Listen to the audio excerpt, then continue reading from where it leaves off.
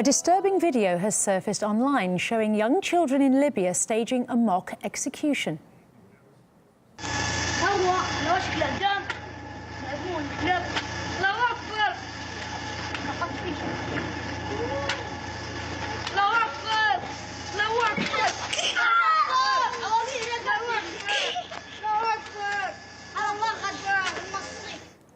Well, the boys in that clip are reportedly under the age of 9. They appear to be mimicking a real-life mass execution which happened in Benghazi in January. In that video, which we're unable to show you, a gunman is seen shooting blindfolded prisoners in front of a mosque where a deadly bombing had just taken place.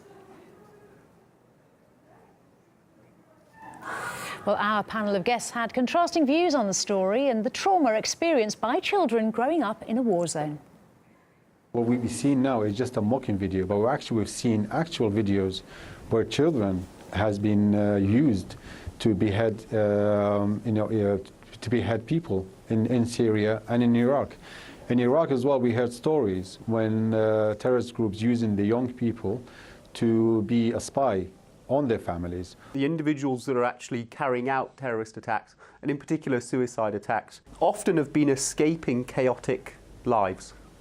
That actually their engagement with what we'd call extremist material, it doesn't happen until many years down the line.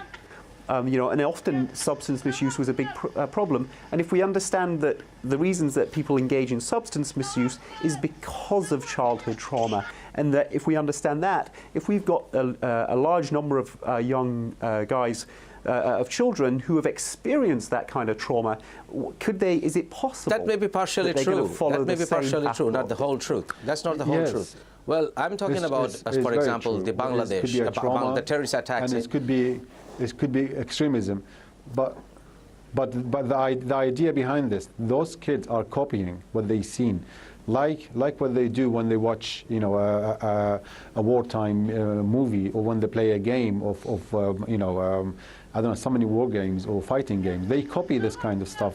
If they're mirroring and they're executing their friends or mock executions, what have they been watching? Was it online, or really were they watching it firsthand? And if they've watched it firsthand, guaranteed they're going to struggle with mental health. They're going to have a great number of issues. And I think that given that it was wrong to invade Libya, we should do something. I agree with you. I can't really fully agree with you there. No, I cannot, because the root cause is not that. No.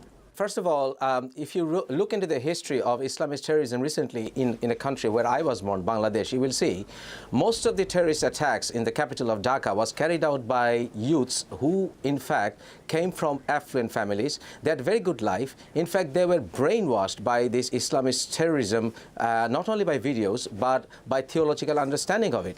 And when it comes to children, children are not being able to be children because of the upbringing they are getting, because they are the Islamic extremist ideology. It in fact denies you of any kind of recreation that a children will need to grow up. Well, so it's always that happens because in all they are different being kinds of focused cultures. into this, not right. Some of the education in some countries, they educate the younger kids on radicalization, on extremism, right from the younger age.